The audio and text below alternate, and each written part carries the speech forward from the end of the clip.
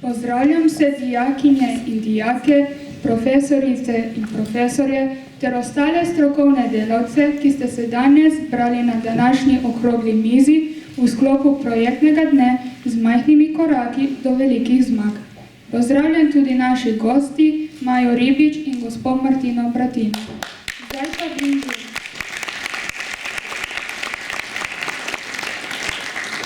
Zdaj pa vabi pomočnico ravnatelja, profesorico Bojano Šalič-Podešva.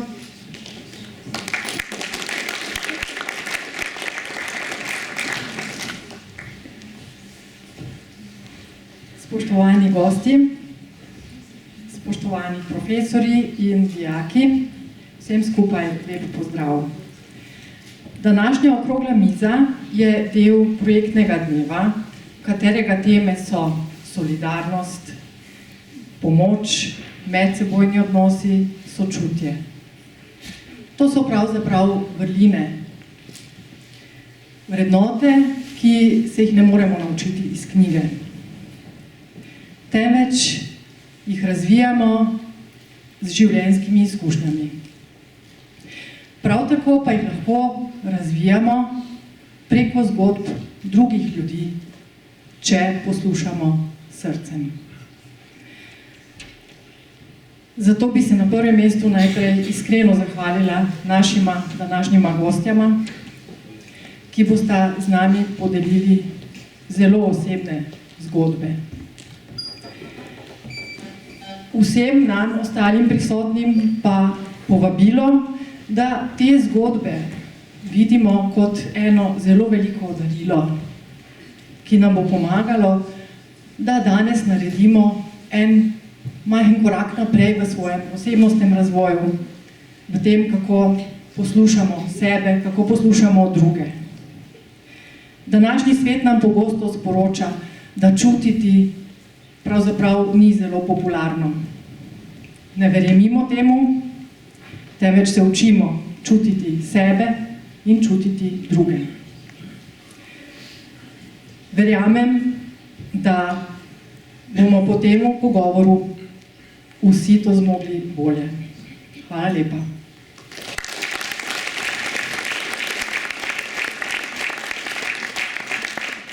Zdaj pa vabim profesorico Jasno Budanović-Rončič.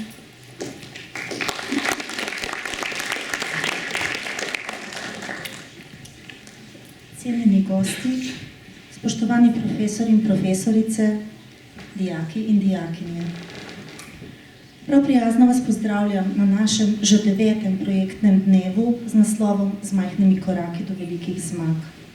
Letos smo se skupno kot šola odločili, da odpremo svoje srce in podpremo otroke z rakom, junake 3. nadstropja. Verjamem, da je to tematika, ki še zdaleč ni lahkotna in igriva, tako kot bi si to morda želeli. Prav tako je težko, morda celo nemogoče obravnavati zgolj razumsko.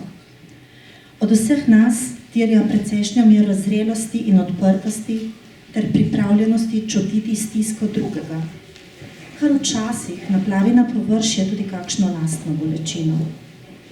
Obenem pa nam prav to ponuja priložnost, da zorimo, da ozavestimo svojo moč in da doumemo, da ni potrebno, da v stiski ostanemo sami. Naj bo današnji pogovor priložnost, da prisluhnemo zgodbam otrok in staršev, ki so to pot polno izzivov uspešno prehodili. Hvala prav vsem, ki danes soustvarjate prostor sočutja, poguma in upanja. Sedaj pa vas vabim, da si skupaj ogledamo nekaj zgodb pravih junakov, junakov 3. nadstropja.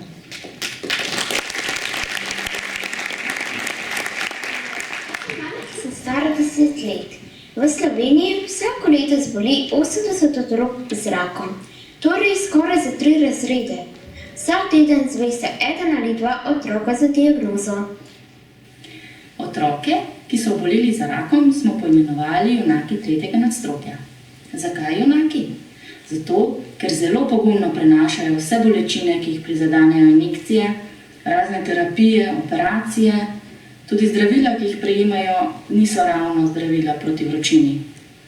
Tretjega nadstropja pa zato, ker se hematoonkološki oddelek nahaja v tretjem nadstropju pediatrične klinike. Junaki tretjega nadstropja pa so tudi otroci, ki so se borili za rakom, pa so žal ta boj izgubili. Njih poimenujemo junaške zvezdice.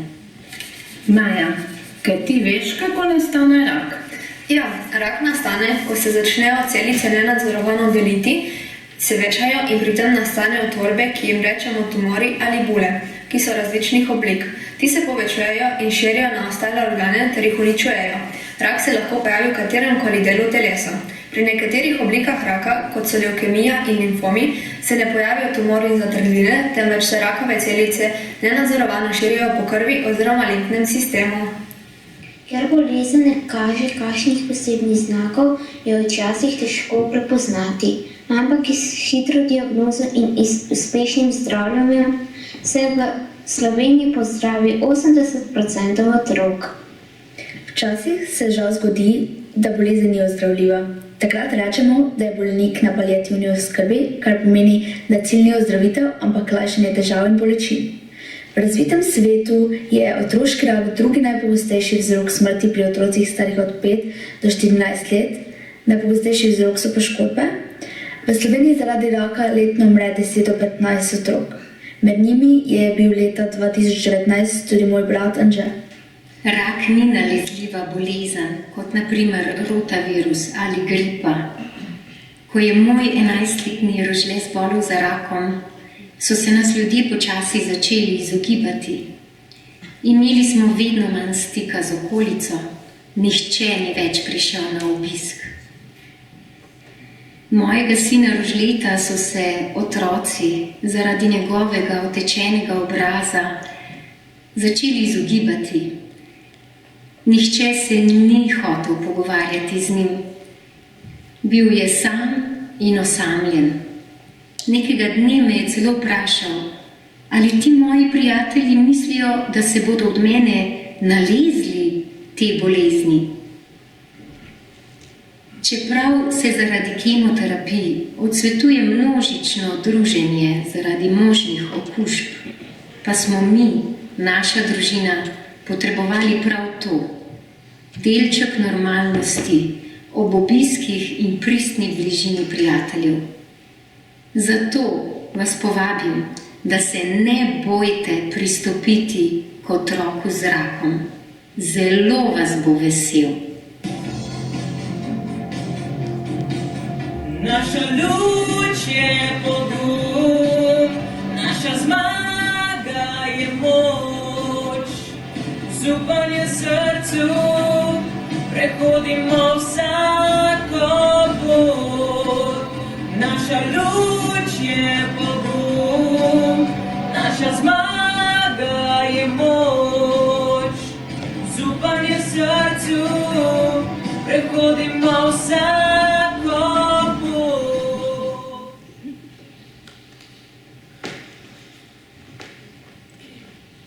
Preden začnemo s pogovorom, vam predstavljam naši gosti. Maja Ribič je nekdanja dijakinja naše šole, ki je v času šolanja prebolela raka. Gospa Bratina pa je mati 13-letnega Nika, ki je že v zgodnjem otroštvu prebolel raka. Pogovor bosta vodila Zala Prah in Sandi Laščak.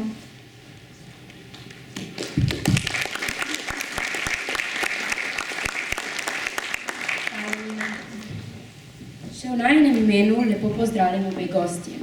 Za začetnik bi vaju prosili, da se na kratko predstavita, nato pa nas zanima, kakšen je bil postopek pridobivanja diagnoze in kako ste se ob tem počutili. Lahko začnemo kar s tabo, Maja.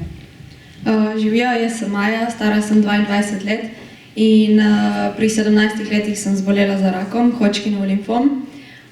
Zdaj študiram v Kopru na razrednem pouku, sem 4. letnik in moje pridobivanje diagnoze je v bistvu, simptomi so se začeli že decembra prej, pol leta prej, ko sem bila zelo utrujena, non-stop sem spala po 16 ur na dan.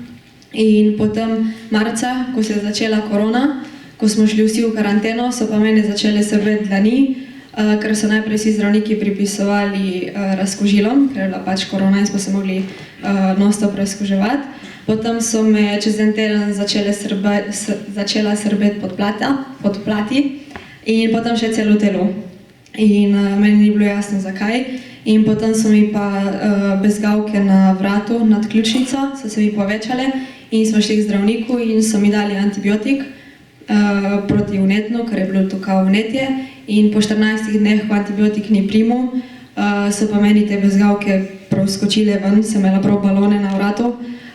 Smo šli nazaj in so me poslali na infekcijsko kliniko, kamor so mi naredili punkcijo bezgavke in rentgen pljuč, kamor so našli, da sem imela na pljučnih bezgavkah 8x10 cm tumorja in naredili so mi tudi ultrazvoke in potem so me poslali v ambulanto, v hemato-onkološko ambulanto pediatrične klinike, kamor me je sprejela zdravnica Milica Stefanovič, ki je bila potem tudi moja lečeča zdravnica skozi celotno zdravljenje in mi je pač povedala, da gre za obliko raka Hodgkinov limfom, to je rak na bezgavkah in da bo zato potrebna pač kemoterapija in obsevanja in potem je sledilo pač natančna določitev oblike, so mi naredili biopsijo bezgavke, da so mi vzeli večje tkivo ven, imela sem tudi hormonsko terapijo, da so mi zamrznili jajčne celice in ustavitev porta, to je tako taka stvarca, ki se tukaj ustavi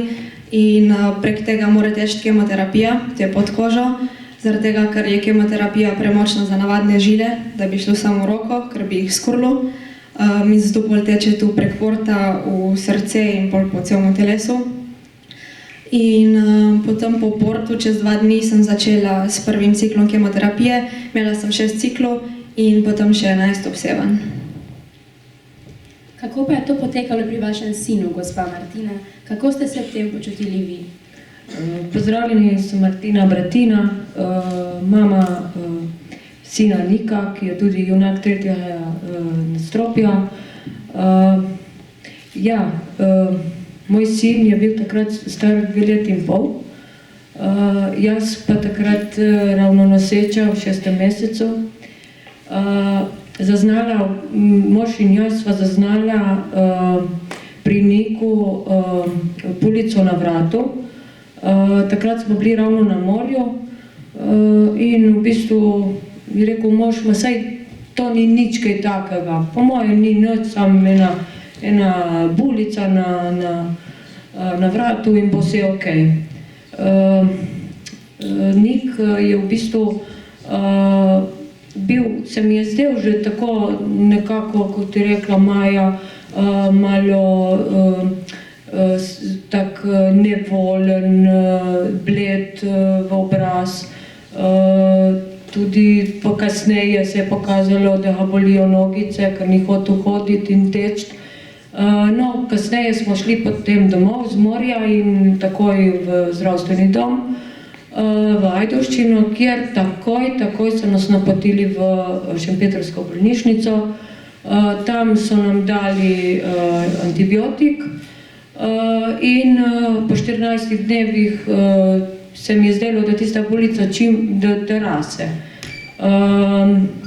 Šli smo nazaj takoj, ker v bistvu sem videla, da nekaj ni v redu. Tudi začel je smrčati po noči, pa tudi tak simptom grozno potenje po noči. Lase čisto mokre, tako da sem vedela, da je nekaj zelo narobe. V Šempetru so nam dali takoj napotnico v Ljubljano, tam naredili punkcijo, ki je pokazala, da gre za B-celični limfom. Tako da v tistem trenutku postane ti grozen občutek, strah pred nečim neznanim. Z možem nisva videla, kot neka megla se ti pokaže pred očmi, ki ne vidiš poti. Vendar kasneje, ko pač prideš v Ljubljano, ti povedo, kaj je, v bistvu je neko olajšanje zate, kot za starša, ki veš, da mu bojo lahko pomagali, no? Da nisi več v tistem strahu, da si na pravi poti.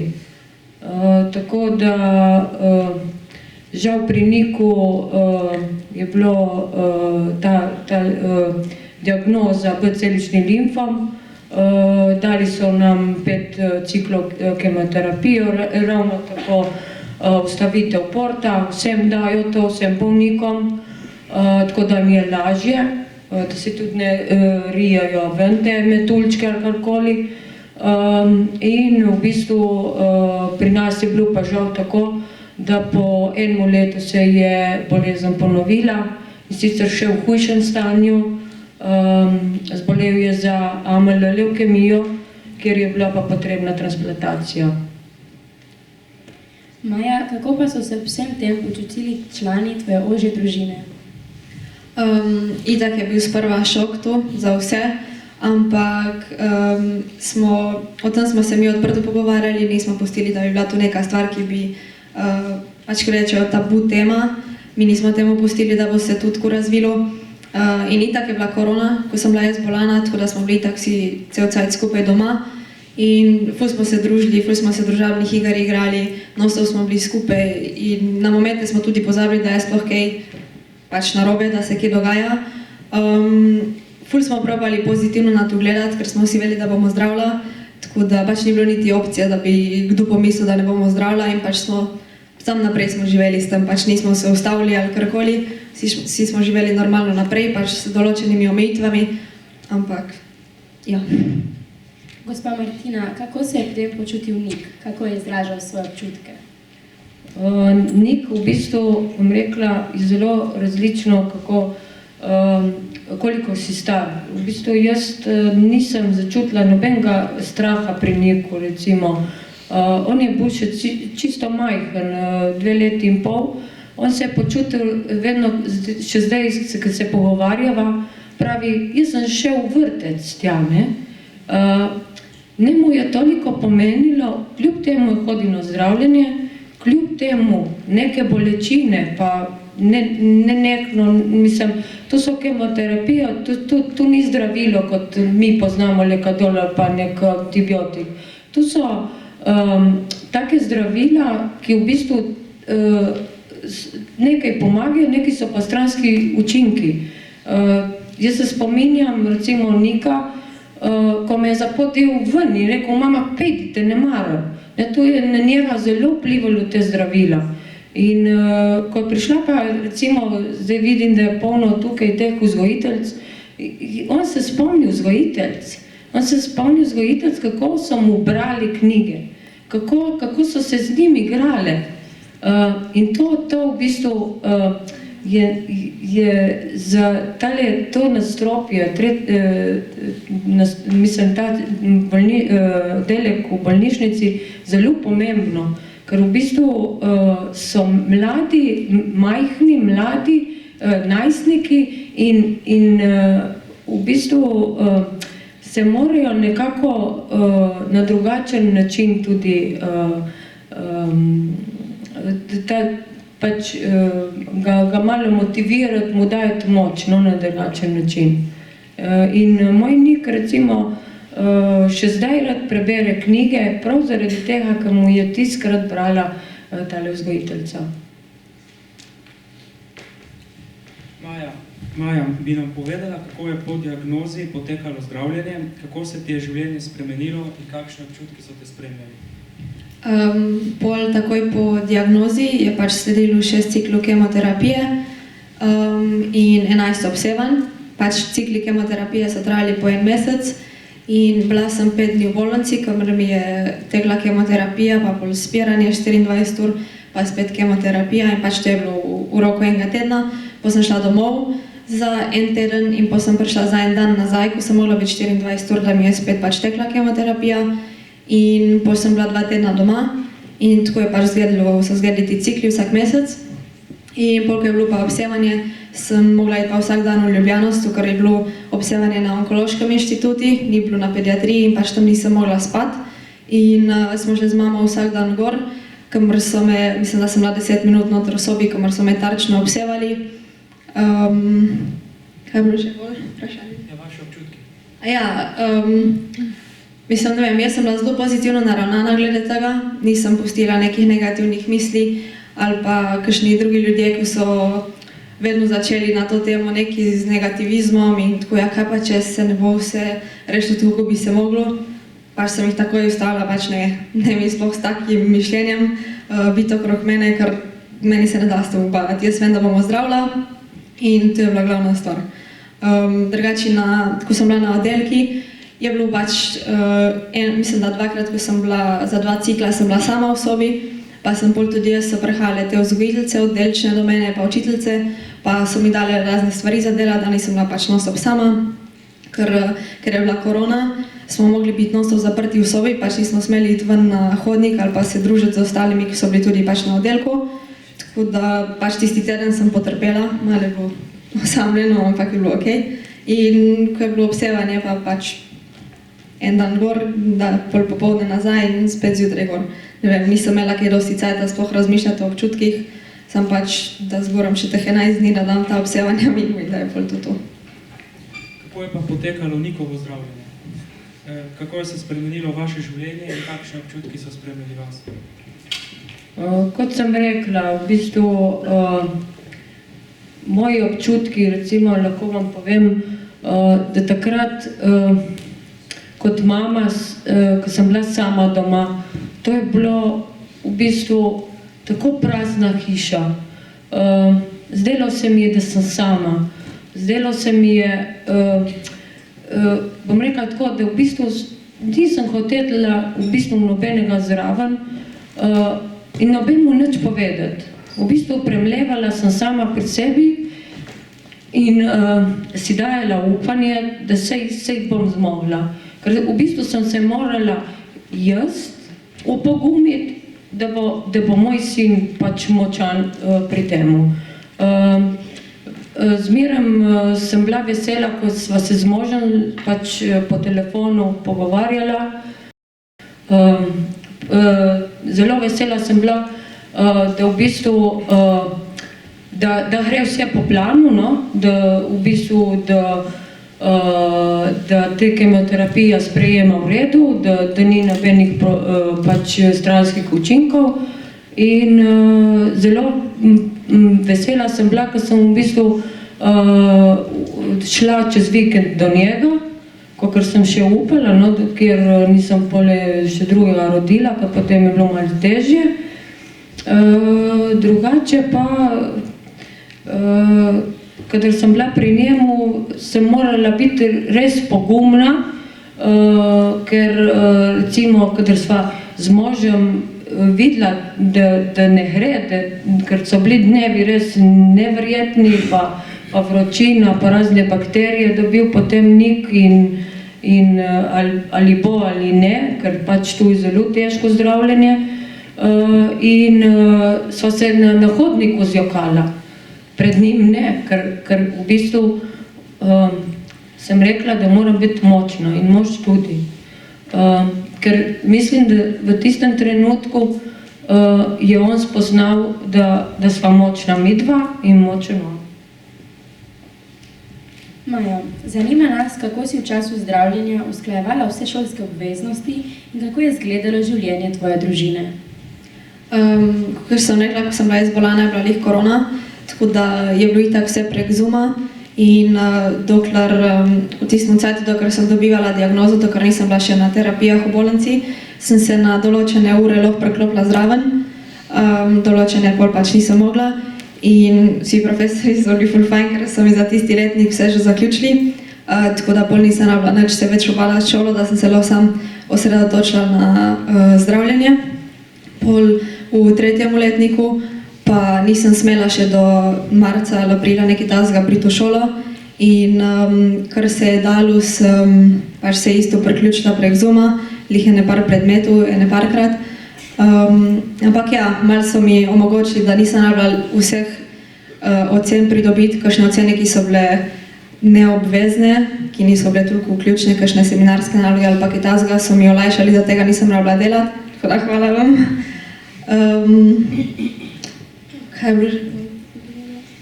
Kako je izgledalo življenje tvoje družine? Saj tu sem že prej rekla, da smo bili skupaj doma cel cajt. Mi smo živeli s tem naprej. Pač se je potekalo normalno. Edino, ki je bila lih korona, je bila naša družina prva, ki smo imeli tudi prvi primer v občini korone. Tako da smo se mogli pol ločiti, brata sta oba zbolela in sta šla gor v Zgornji Štuk. In jaz, mama in tata smo bili od spodaj in pa smo tu v rokavicah, v maskah, v razkožili, se tu neki motali. Ampak je šlo pa tudi tu mimo. No, in jaz sem bila pol v bolnici v karanteni en teden. Si mi en teden zamaknila kemoterapija, ko so se bali, da pač se nisem še jaz okužila. Drugače ni bilo nič kaj posebnega, no. Vsaj pri nas ne. Mi smo živeli s tem naprej. Kakor sem rekla, ful smo se igrali družabnih iger, non-stop. Ne vem, ja. Gospa Martina, kako pa ste vi v času Nikovega zdravljenja usklajevali službene obveznosti in družinsko življenje? Kakor sem že prej rekla, v bistvu, ko smo dobili diagnozo, poklicali so nas takoj v Ljubljano. Tistikrat sva z možem v momentu se zmenila, kdo bo z njim, ker to pač je obdobje pol leta, eden mora starš biti doma, eden v službi, zmenila v trenutku, ker zdaj, če mu bi rekla, da vprašam za jutri, mi bo odgovoril čez en teden. Takrat pa zelo hitro in tistkrat sva res se zmenila, pač da bo on v bolnišnici z njim in jaz bom delala.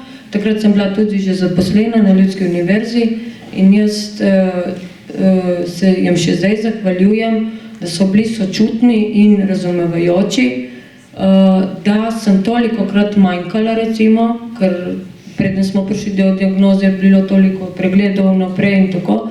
In v bistvu mi dovolili pač tako, kakor je bilo zmožno, sem delala. No, čez vikende sem bila v Ljubljani, pa nazaj na delo. No, tako da, potem sva pa se z možem zamenjala, ker pač njegovi delodajalci takrat tudi pač ni dovolil, mislim, tako se je počutil, da mora iti po tolikem času spet delati in da se midva zamenjava, tako. Nadaljujemo z odzivi okolice. Povejte nam, kako se je okolica odzvala na diagnozo in posledično spremembo videza ter odsotnost iz šole v tvojem primeru, Maja. Jaz se nisem dosti kaj sekirala s tem, kaj si bodo drugi mislili. Tudi bolj, ko so mi izpadli lasi, pa če sem normalno hodila ven brez kape ali pa brez kakršne koli rute ali pa lasulje, ker prvo poletje je bilo in je bilo ful toplo. In ne vem, pač sošolci so se vsi ful dobro odzvali, vsi so bili ful razumevajoči, spoštljivi, niso me izobčili, ker poznam ene primere, ko so jih kar odstranili, ker so vsi mišljenja, da je rak nalezljiv in so jih kar odstranili, pa so imeli pač zelo grozne izkušnje s tem. Ne vem, jaz mislim, da so tisti, ki so me poznali že odprej iz osnovne šole in soigralke in tako naprej, pač je bil zelo dober odziv, no, pač niso se zaprli, nekateri pač ne vejo, kako se obnašati pri takih stvareh in pol se rajši potuhnejo, nekateri pa so znali najti prave besede ali pa že samo eno sporočilo na dan, kako vsi, kaj vse uredi, gre vse po plani, je bilo čisto zadosti, tako da, kar se mene tiče, jaz mislim, da je bil čist nek normalen odziv okolice, no. Kako si pa ti sprejemala odzive okolice in posledično spremembo videza? Pač tako, če so kakšni ljudje, ki pristopili do mene ali pa me ki vprašali, pač mi ni bil noben problem povedati, ne vem, kaj imaš kemoterapijo ali pa kakšni otroci so prišli, mama, zakaj pa ta nima las? Pač sem povedala, mi ni bil noben problem. In kar se tiče spremembe videza, jaz sem se zavedala, da mi bodo lasi izpadli zaradi kemoterapije, ker pač kemoterapija je tako zdravilo, ki uničuje celice, ko so pač rak, ko ni zdrava celica, in tudi zdrave celice, ko so naprimer lasne celice, s to izpadejo lasje.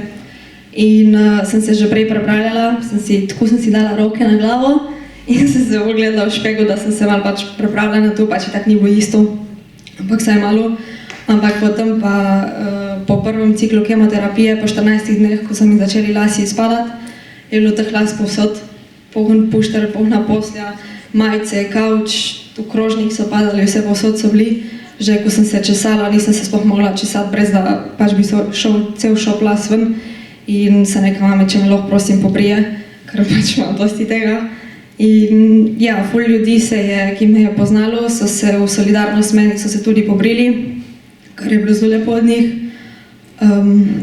Ja, jaz sem se navadila na ta izgled in itak so lasici zrastejo nazaj, nič kaj tazga. Gospa Martina, kako pa se je okolica odzvala na diagnozo vašega sina in posledično spremembo videza? Okolica je, recimo, kakor sem jaz videla, reagirala zelo različno. Nekateri so nam takoj pomagali, recimo sosedje, prijatelji, nekateri pa v bistvu so se bali. So se bali nekako kako pomagati in v bistvu so se raje umaknili. Tako sem imela jaz pogled. In veste, kadar je bilo to zdravljenje, recimo Maja je rekla, ko je bila korona. Recimo, ko imaš otroka bolnega z rakom, ti dajo takoj v bolnišnici, ko gre prvikrat domov otrok, z neka navodila. Te navodila so ravno tako, kot v koroni. Vse sterilizirano, vse v rokavicah, mi smo morali vse rastline so morali dati proč, vse, ker v bistvu tale zemlja, ki je v rastlini, lahko ti na tega bolnika sproži neke bakterijske obolenja in tako naprej, ker on, ko pride domov, v bistvu ima zelo slab imunski sistem. Tako da, če bi imeli mačko, bi morala mačka iti ven, proč. Pa psa, jaz, ko sem slišala, nekatere starše so rekli, so morala psa iti proč, ker v bistvu ne sme nič ne sme biti. Pa tudi, kar je recimo za Nika bilo zelo tako, sem ga videla, da je pač malo žalosten, nismo smeli imeti obiskov. Obiski niti podrazno, še posebej, če bo kakšen prehlajen in tako. Tako da je bilo, da smo bili v bistvu izolirani, bom rekla, skoraj kot za korono. Za korono meni je bilo isto, kot smo se zdravili. Tako da mi ni bilo nič novega, ker sem se že prej tako počutila. In tako da v bistvu z okolico smo se srečevali tudi, pač smo odprli okno in zjali kje po ulici, kako se in se tako nekako povezovali. Je pa res, da kako sem se jaz pa počutila, prej nisem še rekla, v bistvu Ajdovščina je zelo majhno mesto in moj občutek, recimo, lahko delim, da tistikrat, ko je bil Nik v bolnici, jaz nisem rada šla niti v Mercator center v Ajdovščino. Zakaj? Zato, ker recimo sem dobila občutek, da kažejo s prstem name. Da saj to je mama tistega otroka, ki je zbolel za rakom. Tako da nisem, se potem v bistvu ko je šel ven in tako, ni bilo tak tabu, ne? Ko pač so vedeli, da se zdravi in tako. In nekaj se spominjam, ker je Nik videl pač vrstnika in pravi tale fantek, Nik, zakaj nimaš lasje, ne? Zakaj si plešast, mislim, da je rekel plešast. Nik je rekel, ma nič za to, saj pa jo zrasli novi. Tako da je dal tudi njim neko upanje in v bistvu je postal junak, no. Tako da so ga zmerom potem v okolici in sosedje radi imeli, no. Tako da so ga lepo sprejeli, no. Kakšni so pa bili odzivi vaših sodelavcev in nadrejenih glede vaše odsotnosti iz dela? Ja, kakor sem že prej rekla, zelo razumevajoči, sočutni, velikokrat so me tudi poklicale sodelavke, da kako sem. Rekla sem v redu, ker itak, če bi rekla slabo, ne vem, ne bi me razumele. Mislim, neko sočutje so pa vse je težko. Jaz še zdaj recimo jim ne zamerim. Velikokrat nekaterim, ki so se odmaknili, ne zamerim, ker je res težko tiskrat nekomu pomagati, ker ne veš, kako pomagati.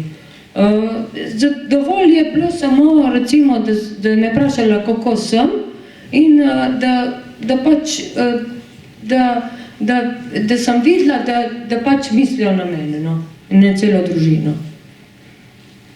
Maja, kaj je tebi pomagalo pri ohranjanju pozitivne miselnosti, kaj te je osrečevalo v tem težkem obdobju? Ful mi je pomagala družina in pa nekateri prijatelji, ker pač sem bila non-stop deležna te neke pozitivne energije in pozitivnega mišljenja in drugačne naravnanosti mišljenja. Pač mislim, da je bilo že tu ful veliko, da smo se mi o tem normalno pogovarjali, da se nisem jaz zaprla v sobo in pač bila tam, dokler sem bila doma in pa ko bi bila v bolnici, bila pač v bolnici. Pač jaz sem bila dol z njimi, smo se normalno pogovarjali, smo se normalno družili.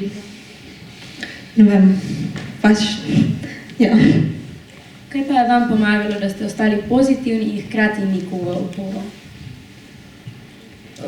Ja, velikokrat mi je dalo neko upanje, ko sem videla na njihovem obrazu neko veselje.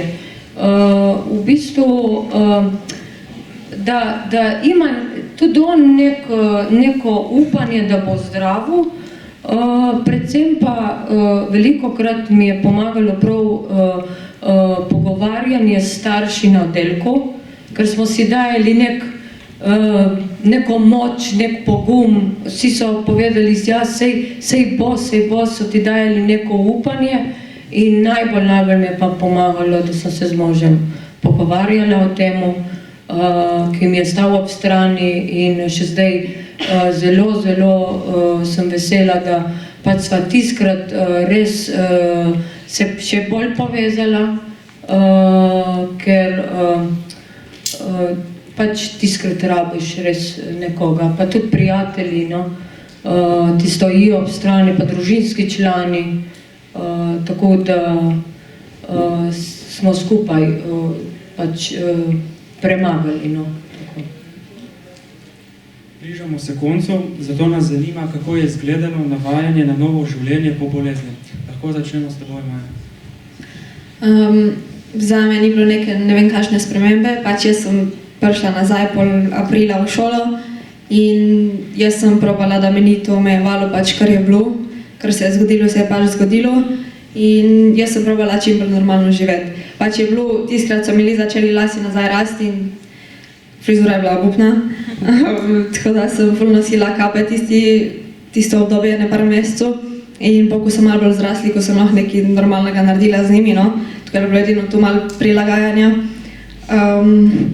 Nič posebnega drugače, no, vsi, ko sem prišla nazaj, so me normalno sprejeli nazaj, ni bilo nekih zadržkov ali pa karkoli, tudi s prijateljicami, tle s sošolkami smo se ful normalno pogovarjali o tem, s cimrami tle v domu in pač s sošolkami, ko so bile tudi v domu, ko sem imela še zmeri ta port noter pol še eno leto, so tukaj prišli do mene, Maja, kaj se lahko taknem porta, Maja, kaj lahko pritisnem na port, pač tako malo smo naredili anekdote z tega in pač nismo pustili tudi s sovrstniki, da bi bila tu tabu tema, no.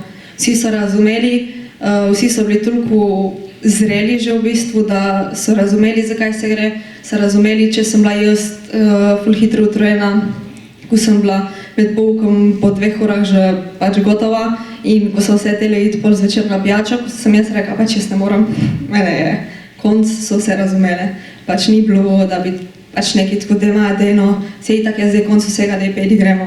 Pač so bile razumljive in je bilo, mislim, da to pač je to ful pripomoglo k temu, no, da ni bilo to ne vem kakšen preskok iz bolnice pol nazaj v šolo. Kako pa ste vi uspeli vzpostaviti novo družinsko rutino po sinovi bolezni? Ja, težko se je bilo nazaj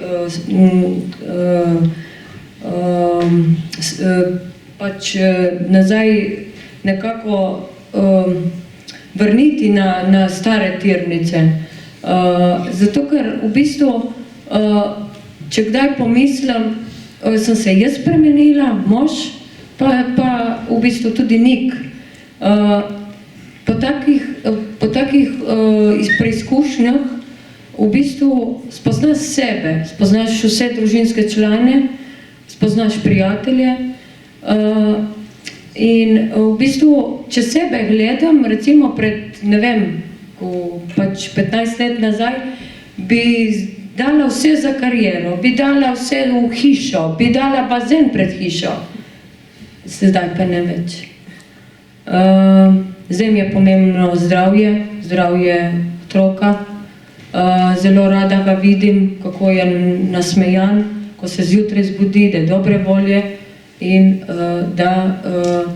da je zdrav najstnik.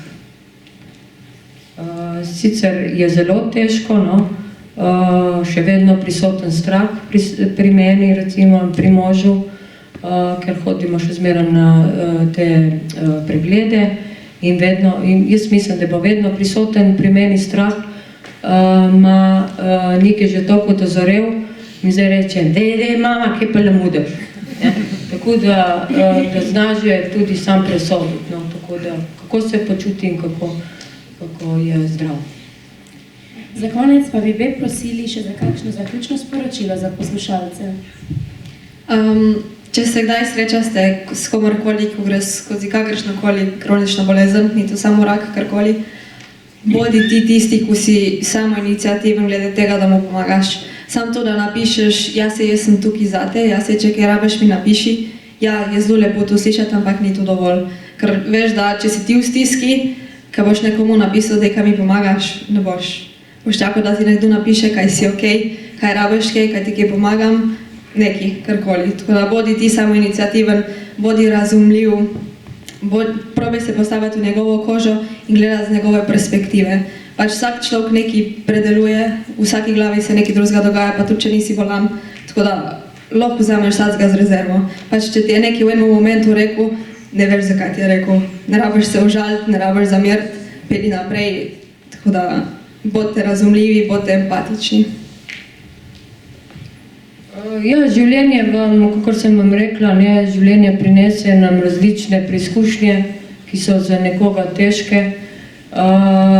Jaz pa vam želim, da se zavedate, kako dragoceno je zdravje, sočutje in čas, ki ga delite z ljudmi, ki ga imate radi.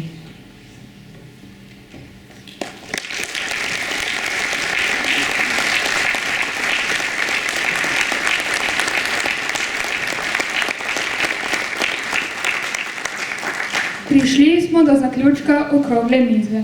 Najlepše se zahvaljujem gostjama Maji Ribič in gospe Bratini za sodelovanje in pomoč pri ozaveščanju o tej tematiki. Za vas smo tudi pripravili majhno malenkost.